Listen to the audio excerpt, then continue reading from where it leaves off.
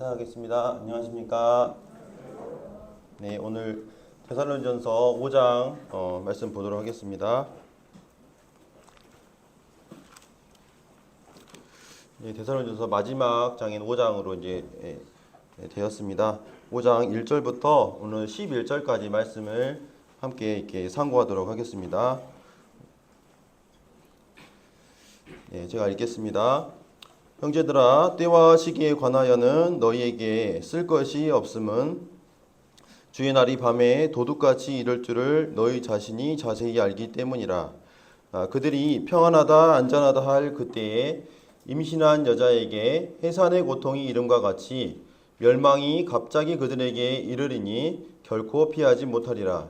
형제들아, 너희는 어둠에 있지 아니하매 그 날이 도둑같이 너희에게 임하지 못하리니 너희는 다 빛의 아들이요 낮의 아들이라. 우리가 밤이나 어둠에 속하지 아니하나니 그러므로 우리는 다른 이들과 같이 자지 말고 오직 깨어 정신을 차릴지라.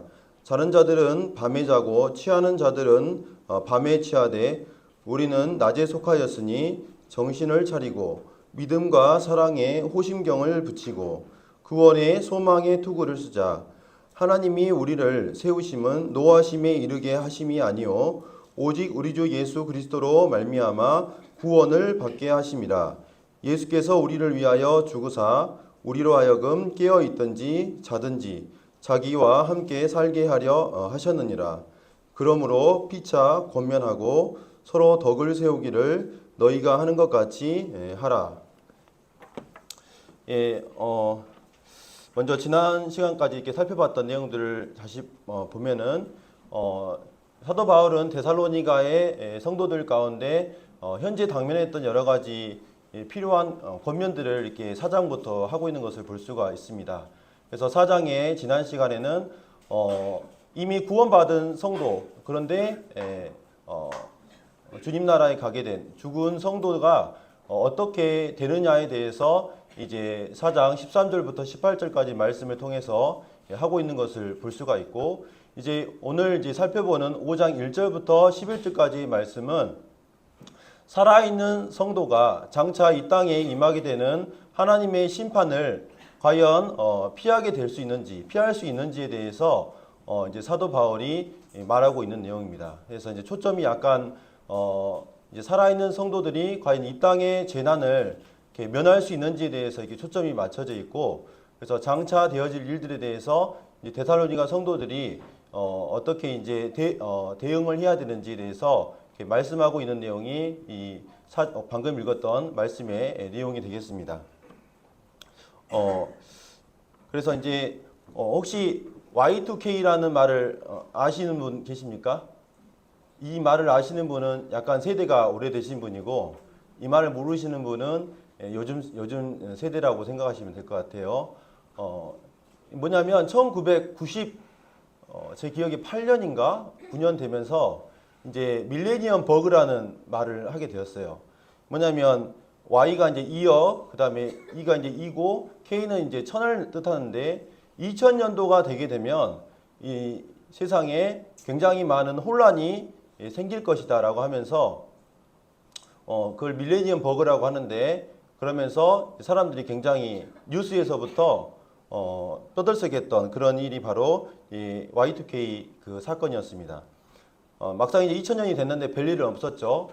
그리고 또 이제 거기에 더해져서 노스트라다무스라는 사람이 2000년이 되면은 굉장히 지구가 종말이 다가올 것이다라고 하면서 또 이제 떠들썩했던 것이 이 일이었는데, 바로 이제 사람들이 미래의 일에 대해서 굉장히 관심을 갖고 있고, 또 과연 종말에 어떤 일이 생기는지에 대해서 사람들은 굉장한 호기심을 갖고 있습니다. 그래서 요즘에도 이런 책들이 사실 나오고 있습니다. 세계 미래 보고서라고 해서 미래에는 어떤 일들이 생길까, 거기에 대해서 미리 추측하고 또 거기에 대응하는 이런 부분들이 나와 있는데, 바로 이 데살로니가 성도들에게 의문이 있었는데, 과연 미래에 다가올 이 주의 날에 대해서, 주의 날은 과연 언제 오는지, 그리고 이 날을 어떻게 준비해야 되는지에 대해서 의문을 갖게 되었고, 여기에 대해서 이제 사도 바울이 대답하고 있는 내용이 바로 방금 읽었던 1절부터 11절까지의 말씀이 되겠습니다. 그래서 이 말씀들을 이제 개요를 잠깐 먼저 말씀을 드리면 1절부터 3절까지의 말씀은 바로 주의 날은 언제 오는지에 대해서는 모르지만 반드시 임하게 된다는 것을 말하고 있습니다. 그리고 4절부터 5절까지의 말씀은 그렇지만 그 날이 성도에게는 닥치지 않는 일이다. 성도에게는 해당 사항이 없다는 것을 분명하게 사도 바울은 밝히고 있고, 그 다음에 6절부터 이제 10절까지 말씀은 그러면 어떻게 이 성도들이 주님의 오심에 대해서 기다려야 되는지 이 부분에 대해서 세 가지의 말을 하고 있습니다. 그리고 이제 마지막 11절에서 이제 그러므로라는 단어가 나오면서 결론적으로 어떻게 우리가 그런 합당한 모습의 삶들을 살아갈 수 있는지 여기에 대해서 결론의 말씀이 11절의 말씀이 되겠습니다. 좀 내용 가운데 좀 어려움이 좀 있을 수도 있는데 주님을 의지해서 또 주님께서 저희 가운데 이렇게 깨달음을 주실 수 있도록 기도하는 마음으로 말씀을 교제하도록 하겠습니다. 먼저 1절의 말씀을 제가 다시 한번 읽도록 하겠습니다. 형제들아 때와 시기에 관하여는 너희에게 쓸 것이 없음은 여기 말씀에 보면은 때와 시기라는 단어가 이렇게 나오는 것을 볼 수가 있습니다. 그래서 성경학자들이 이 때와 시기는 과연 언제를 물어보는 것인지에 대해서 많은 의견들이 있습니다.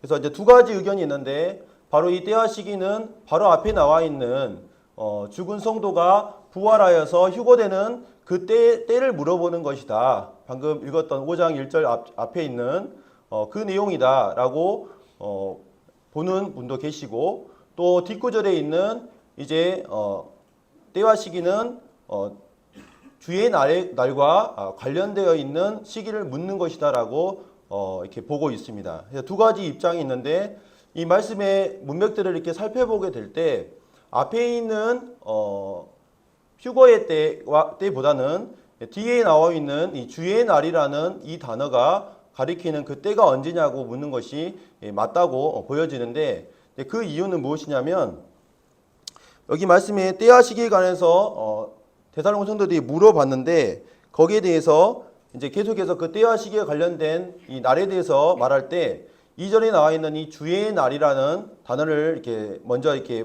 말하고 있고, 그 다음에 그 날이 도둑같이 이를 것이라는 이 표현과 또 3절에 보시면 멸망이라는 단어가 나와 있습니다. 그 주의 날이 임하게 될 때 이 멸망하게 된다. 그 다음에 4절의 말씀을 보면은 그날이라는 이 때를 이렇게 말하고 있으면서 9절에 보면은 이제 노하심이라는 하나님의 진노에 대해서 표현하고 있는 이런 구절들을 이렇게 종합해 볼 때 이 때와 시기는 앞에 있는 이 휴거와 이 복스러운 소망을 나타내는 그 때를 물어보는 것보다는 뒤에 나와 있는 이 주의 날, 또 멸망, 또 그날 노하심의 그 날을 이렇게 지칭하는 단어라고 볼 수가 있다는 것입니다. 그래서 여기 단어에 나와 있는 2절의 말씀에 주의 날이 나오는데요. 2절 말씀 제가 읽겠습니다. 주의 날이 밤에 도둑같이 이를 줄을 너희 자신이 자세히 알기 때문이라 이렇게 말씀이 되어 있는데, 여기 이제 주의 날은 어떤 날이냐? 사도 바울이 지금 여기 2절 말씀을 보시면 주의 날이 밤에 도둑같이 이를 줄을 너희 자신이 자세히 알고 있다라고 이렇게 말하고 있습니다. 그러니까 이미 사도 바울이 데살로니가 지역에서 복음을 전했을 때, 또 그들 가운데 사역하는 일을 감당하고 있을 때 이 주의 날에 대해서 충분히 가르쳤고, 주님께서 이 땅에 오시는 그때에 대해서 많은 가르침을 했다는 것을 우리는 볼 수가 있습니다. 그러면서 밤에 도둑같이 이룰 줄을 이미 너희들이 잘 알고 있다. 그래서 이 주의 날이라는 이 단어가 구약 성경에서부터 이렇게 시작이 되어 있는데, 영어로는 The Day of the Lord라는 단어를 이렇게 사용하고 있습니다. 근데 이 단어가 신약 성경에 처음 등장하는 것이 아니고 구약 성경에 많이 등장하는 이 단어인데 여호와의 날이라고 번역이 되어 있는데, 사실은 영어 성경을 보면 같은 단어입니다. 그래서 주의 날, 여호와의 날 이렇게 되어 있는데 몇 구절들을 보면은 이 여호와의 날이 어떤 날인지 볼 수가 있습니다. 보면은 이사야서에는 보라 여호와의 날 곧 잔혹히 분냄과 맹렬히 노하는 날이 이르러 땅을 황폐하게 하며 그 중에서 죄인들을 멸하리니. 그래서 이 여호와의 날은 바로 분냄과 또 맹렬히 하나님께서 노하심이 이르는 날이고 또 죄인들이 멸해지는 이러한 심판의 날이라는 것을 우리는 말씀을 통해 알 수가 있습니다. 또 이사야서 2장에 보면은 대저 만군의 여호와의 날이 모든 교만한 자와 거만한 자와 자고한 자에게 임하리니 그들이 낮아지리라 라고 말하고 있습니다. 여기 말씀에도 보면은 교만하고 거만한 이 자고한 자에게 하나님께서 심판하시는 이러한 날이 여호와의 날이라는 것을 알 수가 있고, 또 아모스에도 이렇게 기록이 되어 있는데 화 있을진저 여호와의 날을 사모하는 자여 너희가 어찌하여 여호와의 날을 사모하느냐 그 날은 어둠이요 빛이 아니라 라고 말하고 있습니다. 그러니까 이 여호와의 날이라는 것을 사모하고 그 날이 오기를 바라고 할 그런 날이 아니다. 그 날은 어둠이고 하나님의 심판이 임하는 그런 날이라는 것을 지금 계속해서 구약 성경에 반복해서 말하고 있는 것입니다. 그리고 요엘서에 보면은 여호와의 크고 두려운 날이라고 말하고 있습니다. 그래서 여호와의 크고 두려운 날이 이르기 전에 해가 어두워지고 달이 핏빛같이 변하려니와 라고 말하면서 이 여호와의 날은 정말로 하나님의 진노로 인해서 이 땅에 심판이 내려지는 날이라는 것을 이 말씀들을 종합해 볼 때 알 수가 있는 것입니다. 그래서 이 여호와의 날은, 그리고 여기 나와 있는 이전에 나와 있는 이 주의 날은 바로 하나님께서 초자연적으로 이 땅에 개입하셔서 죄인을 심판하셔서 마침내는 하나님 그분이 승리하시는 그러한 날을 이 주의 날, 또 여호와의 날이라는 것을 볼 수가 있는 것입니다. 뿐만 아니라 이 신약 성경에 이 주의 날이라는 단어가 등장하게 되는데, 이제 데살로니가 전서 뒤에 나와 있는 데살로니가 후서에도 이 주의 날이 나와 있습니다. 이 말씀을 보면은 영으로나 또는 말로나 또는 우리에게서 받았다 하는 편지로나 주의 날이 이르렀다고 해서 쉽게 마음이 흔들리거나 두려워하거나 하지 말아야 한다는 것이라 라고 말하면서 이 주의 날이 임하게 되는 것은 굉장히 두려운 일이고 공포스러운 그러한 날이 바로 이 주의 날이라는 것을 말하고 있는 것을 볼 수가 있고, 그리고 이제 베드로 후서에 보면은 그러나 주의 날이 도둑같이 오리니 그날에는 하늘이 큰 소리로 떠나가고 물질이 뜨거운 불에 풀어지고 땅과 그 중에 있는 모든 일이 드러나리로다 라고 말하고 있습니다. 그래서 이 주의 날이 임하게 됐을 때는 하나님의 초자연적인 이 세상이 정말 잘 굴러가는 것 같지만 사실은 하나님을 반역하고 하나님을 대적한 그 사람들을 향해서 하나님께서 심판하시고 모두 다 이렇게 뒤엎으시는 그러한 날이 바로 이 주의 날이라는 것을 우리는 성경을 통해서 볼 수가 있는 것입니다. 근데 이 데살로니가 성도들이 이 주의 날이 언제 오게 되냐, 도대체 이 날이 구체적으로 언제냐고 물어봤습니다. 근데 사도 바울이 사실 데살로니가 성도들과 함께 있을 때 주의 날은 언제 온지 알지 못한다고 누누이 얘기했고 도둑같이 올 것이다 라고 이야기를 했었습니다. 많은 이 이단 사상을 가지고 있는 이런 무리들이 이 하나님께서 주님께서 다시 오시는 그 날에 대해서 몇 월 며칠이라고 이렇게 단정을 짓는 이런 경우들이 있는데, 성경에 일관적으로 말하고 있는 것이 뭐냐면 바로 이 때와 시기, 주님께서 다시 오신다는 그 때와 시기는 절대로 알 수 없다는 것을 못 받고 있는 것을 볼 수가 있습니다. 그래서 몇 구절을 보시게 되면은 마태복음 24장에 보게 되면 제자들이 이 주님께 묻습니다. 주님, 언제 주님께서 다시 임하게 되고 또 이 세상 끝은 언제 오게 됩니까? 라고 질문을 합니다. 그때 주님께서 이렇게 대답하신데 그러므로 깨어있으라. 어느 날에 너희 주가 임할지 너희가 알지 못하기 때문이다 라고 말하고 있습니다.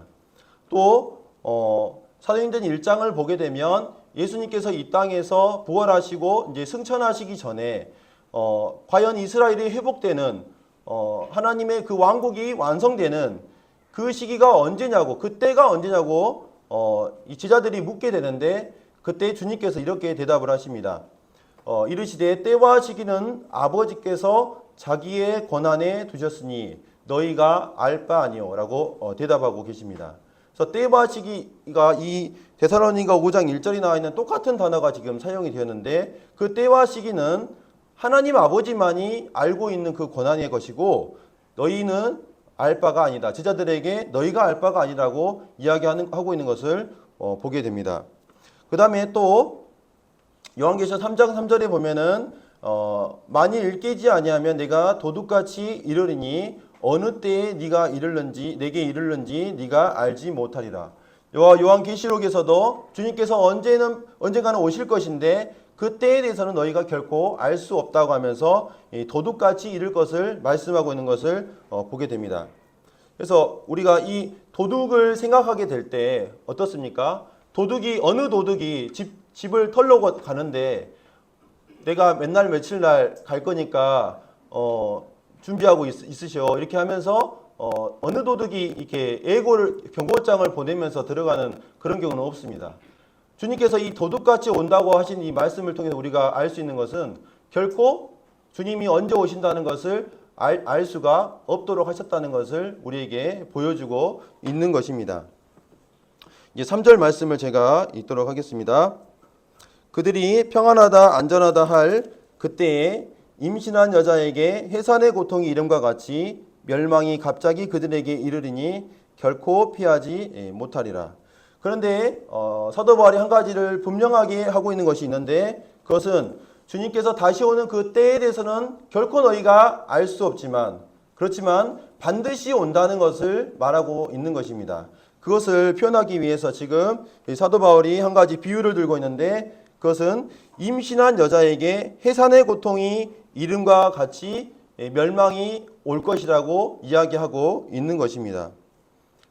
남자들이 모이면 주로 무슨 얘기 한다고 합니까? 군대 얘기를 많이 합니다. 여자들이 모이면 이제 아줌마들이 모이면 내가 어떻게 옛날에 아기를 낳았다 째를 낳을 때 얼마나 고생했는지 모른다 하면서 이야기를 합니다. 그 이유는 정말로 아이를 낳을 때 그 고통이 제가 이제 자매님들의 마음을 잘 알지는 못하지만 그 아이를 낳을 때 그 고통이 정말로 사람이 죽을 것 같은 그런 고통 가운데 아이를 낳는다고 합니다.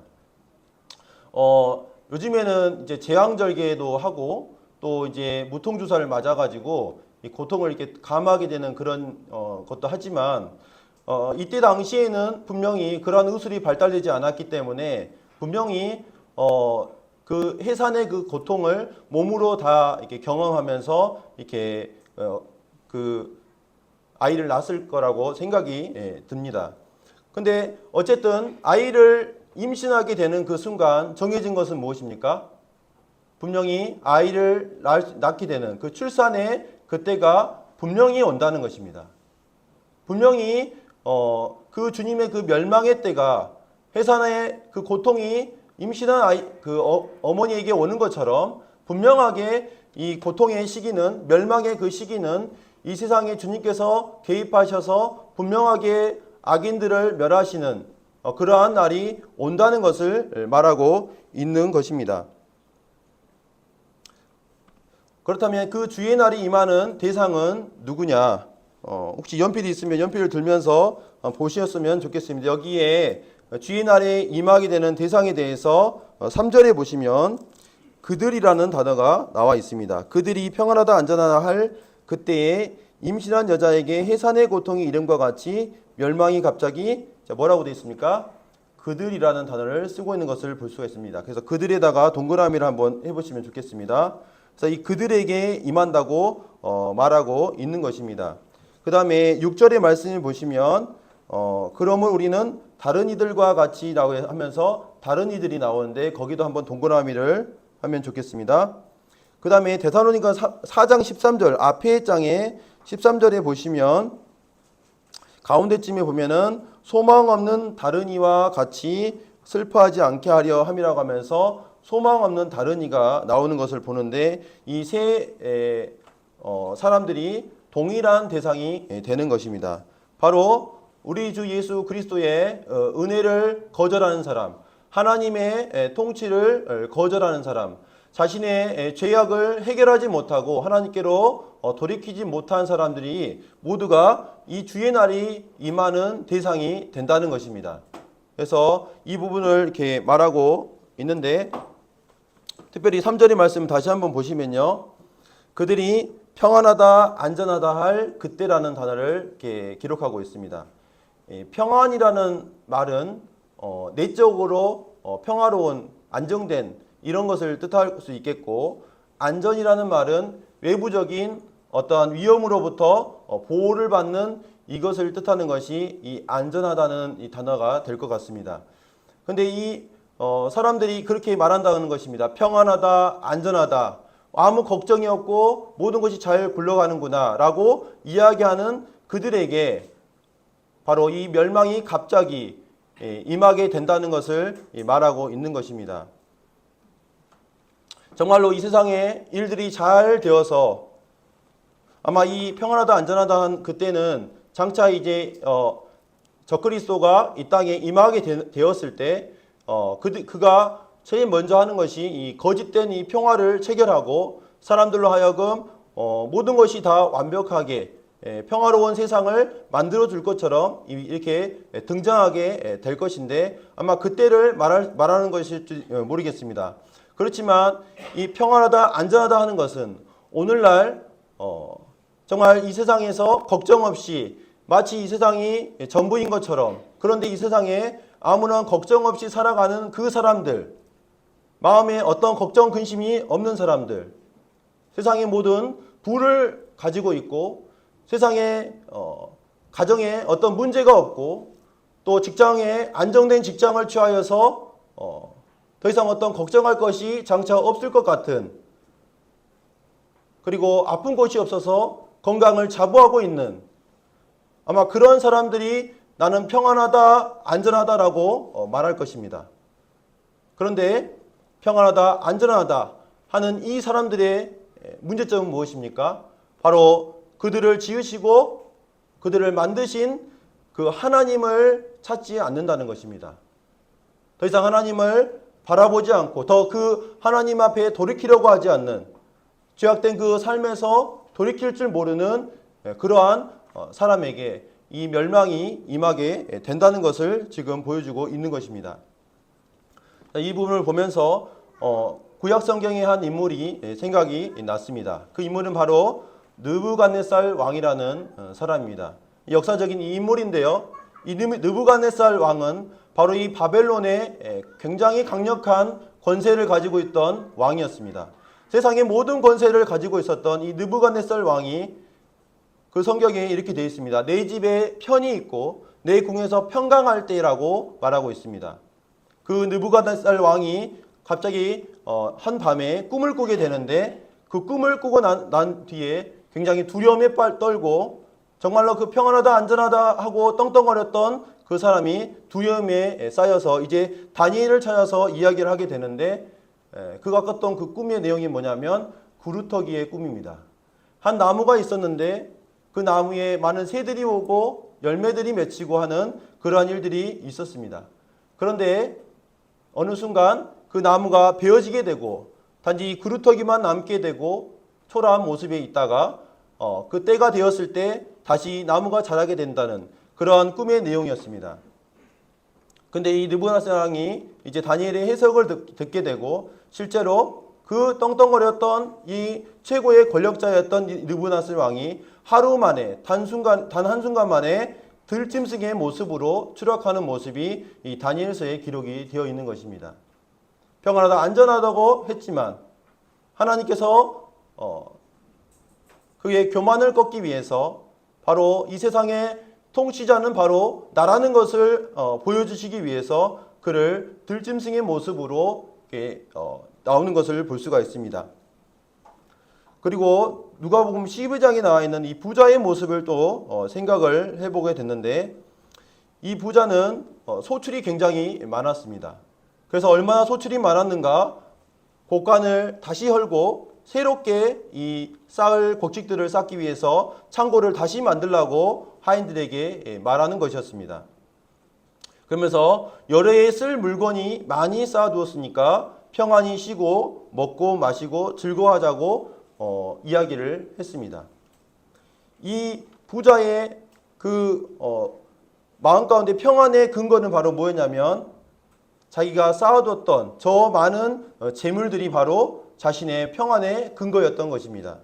그렇지만 하나님께서 그에게 뭐라고 얘기하냐면 어리석은 자여 오늘 밤에 네 영혼을 도로 찾으리니 그러면 네 준비한 것이 누구의 것이 되겠느냐라고 말씀을 이렇게 하고 계시는 것을 볼 수가 있습니다. 그는 이 재물을 많이 쌓았기 때문에 모든 것이 다 갖춰졌다고 얘기하지만 주님께서 당장에 그날에 너희 영혼을 취하게 되면 네가 가졌던 그 모든 것들이 과연 어떻게 되겠느냐고 말씀하고 있는 것입니다. 우리의 정말 사람의 평안이 어디에 있어야 할지, 어디에 있는 것이 정말 안전하겠습니까? 바로 창조주 되신 그 하나님과 우리 주님 앞에 둘 때 비로소 평안의 삶을 살 수 있는 것입니다. 혹시라도 여기 계신 분들 가운데서 아직 하나님을 정말 만나지 못하고 주님을 영접하지 못하신 분이 계시다면 정말 이 땅에 그 평안하고 안전하다고 하는 그것들이 나를 지켜줄 수 없다는 것을 기억하셨으면 좋겠습니다. 그리고 마음으로 돌이켜서 우리 주님 앞에 정말 그 평안을 구하고 오늘 예배 시간에도 많이 언급되었던 말씀인데 수고하고 무거운 짐진 자들아 다 내게로 오라 내가 너희를 쉬게 하리라고 주님께서 말씀을 하고 계시는 것입니다. 그 초청에 응하셔서 반드시 이 땅에 멸망은 올 것입니다. 해산의 고통이 그 임신한 여자에게 임하는 것처럼 그래서 그 부분을 지금 사도 바울이 3절에서 말씀을 하고 있는 것입니다. 네, 4절, 5절 말씀을 보도록 하겠습니다. 근데 이 주의 날이 임하지 않는 대상에 대해서 이제 말을 하고 있는데요. 형제들아 너희는 어둠에 있지 아니하매 그날이 도둑같이 너희에게 임하지 못하리니 너희는 다 빛의 아들이요 낮의 아들이라 우리가 밤이나 어둠에 속하지 아니하나니. 여기 말씀을 보면은 아까는 멸망에 대해서 대상은 바로 그들이었습니다. 그들이라는 지칭을 사용하고 있지만 이제 새로운 인칭 대명사를 쓰면서 너희라는 단어를 쓰고 있습니다. 바로 성도들인 너희는 구원받은 너희는 어둠에 있지 않다고 하는 것입니다. 그리고 그날이 도둑같이 너희에게 임하지 않는다고 지금 말하고 있는 것입니다. 그 이유는 바로 너희는 다 빛의 아들이고 낮의 아들이기 때문이라고 하는 것입니다. 아까 제가 도둑에 대해서 말씀을 드렸는데 도둑이 임하려면 두 가지 조건이 갖춰져야 됩니다. 첫 번째는 밤이어야 됩니다. 맞습니까? 물론 이제 낮에 올 수도 있지만 밤에 와야 됩니다. 왜냐하면 사람들 집주인이 모르게 와야 되기 때문에. 그 다음에 밤에 오더라도 집주인이 눈 뜨고 불 켜고 있으면 절대로 도둑이 들어올 수 없습니다. 맞습니까? 그것처럼 이 빛의 아들이고 낮 가운데 거하고 있는 이 성도는 바로 빛이 있을 동안에 빛을 믿으라. 그리하면 빛의 아들이 되리라고 하신 주님의 말씀처럼 우리 주님 앞에 나와 주님을 영접한 그 사람은 바로 빛의 아들인 것입니다. 그래서 이 빛의 아들이 된 구원받은 성도들은 장차 이 땅에 임하게 되는 그 환란의 그 심판의 대상에서 제외가 된다는 것을 지금 사도 바울이 4절과 5절의 말씀을 통해서 이렇게 하고 있는 것입니다. 그래서 지금 이제 요한계시록 강해를 이제 호진님께서 이렇게 해주고 계시는데 어떤 부류에는 이 땅의 심판이 환란기 동안에 이 교회가 환란기를 동일하게 거치고 나서 주님이 오신다는 그렇게 보시는 이제 하나님을 믿는 사람들이 있습니다. 근데 그 분들이 주장하는 구절이 있는데요. 그 부분을 좀 이렇게 살펴보면 좋을 것 같아서 말씀을 드리겠습니다. 바로 이제 이 구절 때문에 그렇게 보십니다. 7년의 이 환란기 끝날 때, 환란기가 도중에 이 교회가 휴거된다. 다시 말해서 이 땅에 이 하나님의 심판이 임하게 되는 그 상황 가운데 교회는 함께 하게 되고 그러다가 주님께서 오셔서 휴거가 된다고 하는 그런 이 믿음을 갖고 계신 분들이 있는데 이 말씀 때문입니다. 그러면 이 말씀을 좀 보시면요. 보라 내가 너희에게 비밀을 말하노니 우리가 다 잠잘 것이 아니요 마지막 나팔의 순식간에 홀연히 다 변화하리니 라고 말씀이 되어 있습니다. 분명히 이 말씀은 이 땅에 있는 성도들이 하늘로 들려져서 변화되는 이 몸을 입게 될 것이라는 것을 말하고 있는 이 구절이 되겠습니다. 근데 이 구절에 마지막 나팔의 순식간에 홀연히 다 변화한다. 이 나팔이 바로 데살로니가전서 4장에 나와 있는 호령과 천사장의 소리와 하나님의 나팔과 동일한 나팔로 보여지는데 그 나팔에 대해서 마지막 나팔이라고 고린도서 15장에 말하고 있습니다. 그래서 이 15장에 있는 이 마지막 나팔, 그래서 요한계시록을 보게 되면 이 땅에 7년 동안 환란이 펼쳐지게 되는데 이 환란이 어떻게 되냐면 처음에는 7가지의 인이 봉해졌던 인이 풀려지면서 이 땅에 환란이 시작이 되는데 그리고 나서 7째 인이 이렇게 풀릴 때 또 7개의 나팔이 울려 퍼지게 됩니다. 7개 나팔이 울려 퍼지고 그리고 마지막 7번째 나팔이 불려질 때 또 7 대접의 심판이 임하는데 이 3가지 인과 나팔과 대접의 이 심판이 바로 7년의 이 환란기를 말하고 있습니다.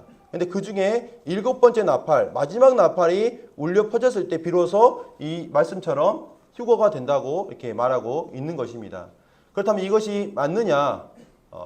그렇지 않다는 것입니다. 왜냐하면 마지막 나팔은 언제 울리냐면 주님께서 이 땅에 지상에 재림하실 때 동일하게 나팔이 울려 퍼집니다. 그러니까 휴거가 될 때만 나팔이 울리는 게 아니라 그리고 또 이 7년 환란기 가운데에 있는 7 나팔일 때 나팔만 울리는 것이 아니라 우리 주님께서 이 땅에 성도들과 함께 올 때도 나팔이 동일하게 울린다는 것을 우리는 성경을 통해 볼 수가 있는 것입니다. 그래서 이 부분은 제가 자세하게 설명하기는 어렵고 다만 그러면 왜 여기 마지막 나팔이라는 단어를 사용했느냐라는 것을 우리가 봐야 되는데 그것은 15장 고린도서 15장의 말씀이 첫째 아들, 첫사람, 그 다음에 마지막 사람이라는 이 대조를 가지고 있는 것입니다.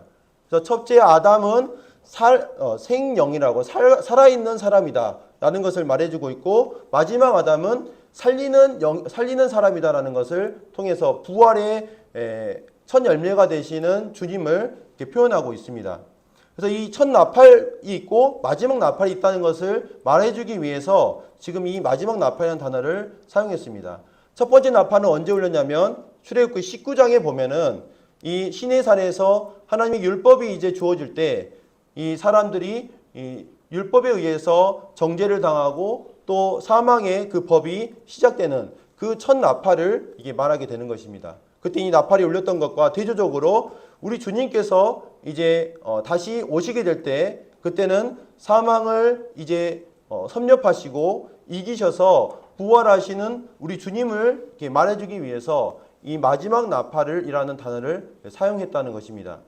그래서 이 부분에 대해서 이렇게 보시고 성경을 이렇게 살펴보게 되면은 교회는 결코 이 땅의 환란에 동참하는 것이 아니라 환란이 시작하기 전에 휴거된다는 것을 우리가 분별할 수가 있는 것입니다.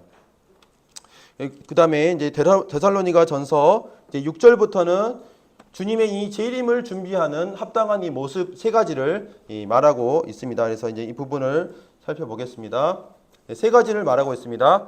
첫 번째는 불신자처럼 자지 말라는 것입니다. 불신자처럼 잠들지 마라, 자지 마라는 것을 말하고 있습니다. 6절에 보시면 그러면 우리는 다른 이들과 같이 자지 말고 그 다음에 두 번째는 깨어서 정신을 차리라고 말하고 있습니다. 오직 깨어 정신을 차릴지라. 또 8절에 보시면 우리는 낮에 속하였으니 정신을 차리고라고 말하고 있습니다. 그 다음에 세 번째는 8절에 보시면 믿음과 사랑의 호신경을 붙이고 구원의 소망의 투구를 쓰라고 말하면서 이 싸움을 위한 무장을 하는 것이 바로 주님의 재림을 준비하는 합당한 모습이라는 것을 말하고 있습니다. 그래서 첫 번째로 이제 불신자처럼 자지 말라고 말하고 있는데요. 제가 이제 6절, 7절 말씀을 제가 읽겠습니다. 그러므로 우리는 다른 이들과 같이 자지 말고 오직 깨어 정신을 차릴지라. 자는 자들은 밤에 자고 취하는 자는 밤에 취하되. 여기 밤에 사는 사람들이 두 사람이 나오는데 그 사람들을 7절에 보시면 누가 나옵니까? 바로 자는 사람이 나옵니다. 그 다음에 자는 자들은 밤에 자고 그 다음에 취하는 자들이 나옵니다. 술 취한 사람을 뜻하겠죠. 그래서 취하는 자들은 밤에 취하되. 둘 다 이제 밤에 이렇게 있는 사람들인데요. 이 두 사람의 이 특징을 한번 살펴보면 우리가 여기에서 다른 이들과 같이 자지 말라는 말씀의 뜻을 우리가 생각할 수가 있습니다. 첫 번째로 자는 사람은 무감각하다는 것입니다. 술 취한 사람도 마찬가지죠.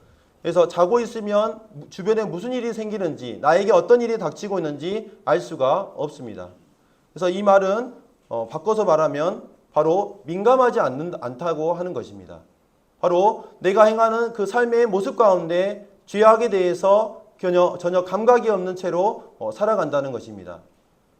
우리를 하나님을 믿지 않는 사람들의 특징이 바로 죄에 대해서 아무렇지도 않게 생각하고 죄를 범하는 이러한 삶을 산다는 것입니다. 그래서 자는 자들처럼 다른 사람들처럼 자지 말라고 하는 말씀의 의미는 바로 이와 같이 감각 있는 사람의 모습의 삶을 살아라고 하는 것입니다. 우리 삶 가운데 찾아오는 마음 가운데 또 행동 가운데 찾아오는 이러한 죄악에 대해서 민감하게 생각하고 그 죄악을 거절하고 또 범죄했을 때 주님 앞에 자백하는 이것이 바로 깨어있는 이러한 모습이 된다는 것을 말해주고 있습니다. 두 번째로 이건 취하는 사람에 대해서 이렇게 볼 수가 있는데 바로 술에 의해서 끌려다니는 것이 바로 이 취하는 사람의 특징입니다. 그래서 우리가 구원받기 전에 어떤 삶을 살았습니까? 에베소서의 말씀을 보면은 마음의 육체의 원함을 따라서 우리는 살았다고 말하고 있습니다. 자기가 육체의 욕구대로 끌리는 대로 그 쾌락을 누리고 싶은 대로 우리의 삶을 방탕하게 그렇게 살았지 않습니까? 그런데 그렇게 살지 말라는 것입니다. 그래서 자기의 육체 가운데 육체의 욕심을 따라서 끌려다니는 그런 삶이 아니라 바로 주님을 위하여서 주님과 복음을 위하여서 이와 같은 삶들을 살아가는 것이 바로 자지 않는 삶이라는 것을 우리는 볼 수가 있는 것입니다. 그 다음에 아까 두 번째 이 주님을 재림을 기다리는 자세가 오직 깨어 정신을 차리라고 했습니다. 혹시 이 뉴스 보신 적 있으십니까? 오래된 자료이긴 하지만 2013년도 자료이긴 한데 최근에 3년간 전국 고속도로에서 교통사고로 숨진 사람이 960명이라고 이렇게 통계에 나왔는데 그 중에 70%가 전방 주시태만 그 다음에 졸음운전으로 사망을 했다는 이 뉴스의 보도 내용입니다. 그래서 이제 1초만 졸아도 위험하다라는 이러한 내용인데요. 그래서 이제 운전을 이기기 위해서 굉장히 많은 방법들이 이렇게 소개되고 있었습니다. 제가 이제 뉴스의 내용을 보니까요. 그래서 첫 번째는 창문을 열고 환기를 많이 이렇게 시켜라. 졸음운전 해보신 분들 다 아실 거예요. 이제 별의별 방법을 다 쓰시죠. 두 번째는 장시간 운전할 때는 틈틈이 휴식하고 스트레칭도 해줘라. 그 다음에 세 번째는 200에 쉴 틈을 주지 마라 이런 말이 있습니다. 그래서 이제 저 같은 경우도 그 문어다리 있지 않습니까? 문어다리를 이렇게 씹으면 졸음을 이길 수 있더라고요. 껌은 필요가 없고 저는 그래서 이제 문어다리 이렇게 씹으면 졸음을 이길 수 있더라고요. 그 다음에 좋은 향기로 졸음을 이렇게 물리쳐라 해서 허브향 같은 게 졸음을 이길 수 있다고 합니다. 그리고 정말 졸리면 도로에서 자지 말고 휴게소에서 잠을 차라리 자고 이렇게 가라 이렇게 얘기를 하고 있습니다. 그래서 우리가 운전할 때 졸음을 하게 되면 정말 큰 사고로 이어지게 되고 생명을 잃을 수 있는 이러한 위기를 처하게 되는데 계속해서 우리는 이 세상에 살면서 수시로 졸음이 찾아오게 됩니다. 바로 세상이 주는 여러 가지 유혹거리로 인해서 주님을 바라보고 삶을 살아가야 되는데 세상에 젖어서 세상의 어떤 가치관에 따라서 세상의 어떤 괜찮을 것 같은 것들이 계속해서 우리를 잠들게 한다는 것입니다. 그럴 때 우리는 어떻게 해야겠습니까? 지금 졸음운전을 이기기 위해서도 이런 여러 가지 방법들을 고안해 내는데 우리가 이 세상에 스며들지 않기 위해서 여러 가지 방법들을 찾아내고 또 우리가 정신을 차리기 위해서 잠이 오면 저 정말로 이렇게 뺨을 막 때리면서 제가 이렇게 하거든요. 왜냐하면 가긴 가야 되고 하면서 정말 우리가 주님 안에서 살아가면서 세상에 어떤 그런 것들이 우리에게 찾아오게 될 때 그걸 이기기 위해서 우리가 정말 투쟁해야 되지 않겠는가. 지금 여기 사도 바울도 오직 깨어 정신을 차리라고 2번이나 기록하고 있는 것입니다. 그 다음에 세 번째는 이제 싸움을 위하여 무장하라는 것을 말하고 있습니다. 그러면서 여기 말씀을 보시면 8절에 믿음과 사랑의 호신경과 구원의 소망의 투구에 대해서 말하고 있는 것을 볼 수가 있습니다. 이 호심경은 지금 여기 사진에 나와 있는 것처럼 이제 사실 이제 목부터 이렇게 보호가 된다고 합니다. 로마의 당시에 이 호심경이 목부터 이 가슴을 이렇게 보호하는 이러한 이 방패 역할을 하는 그런 도구인데 그래서 이제 중요한 장기들이 파손되지 않도록 전투 상황에서 이런 것들을 이제 보호한다고 합니다. 근데 이제 믿음과 사랑의 호심경이라고 말하고 있습니다. 믿음이라는 것은 이제 우리의 내부에 있는 여러 가지 분별을 할 수 있겠지만 이제 우리의 내부에 있는 어떤 위험으로부터 우리는 극복할 수 있는 것이라고 보여집니다. 우리의 삶 가운데 우리의 마음 가운데 찾아오는 여러 가지 의심들이 우리에게 찾아오게 되고 여러 가지 걱정거리가 우리의 마음 가운데 찾아오게 되는데 그것을 이길 수 있는 방법이 바로 뭐냐면 믿음이라는 것입니다. 하나님에 대한 믿음 또 하나님의 그 약속과 말씀에 대한 믿음이 바로 우리에게 찾아오는 의심과 우리에게 찾아오는 여러 가지 걱정들을 극복할 수 있는 길이 된다는 것입니다. 그 다음에 이 사랑의 호신경이라고 또 말하고 있는데 이 사랑은 다른 사람을 사랑하는 그것을 의미한다고 볼 수가 있습니다. 그래서 이것은 뭐냐면 외부적인 위험으로부터 우리를 이렇게 보호하는 것인데 우리는 다른 사람과 갈등이 있고 또 불화가 있게 될 때 굉장히 어려움이 빠질 수가 있습니다. 그렇지만 이 사랑의 호신경을 통해서 다른 사람과의 관계 가운데 평안을 이렇게 얻을 수 있는 것입니다. 그 다음에 구원의 소망의 투구를 쓰라고 말하고 있는데 이제 이 구원의 소망의 투구에 대해서는 조금 이따가 좀 살펴보겠습니다. 그래서 이러한 그 싸움을 위한 무장들을 해라 해서 믿음과 사랑과 소망의 이러한 전신갑주를 입으라는 것을 말하고 있고요. 이제 사도 바울이 끝으로 이제 정리하면서 두 가지의 이 구원의 소망의 투구에 대해서 얘기하면서 우리의 소망의 근거가 바로 이 두 가지라는 것을 말하고 있습니다. 9절의 말씀을 제가 빨리 읽겠습니다. 하나님이 우리를 세우심은 노하심에 이르게 하심이 아니요 오직 우리 주 예수 그리스도로 말미암아 구원을 받게 하심이라.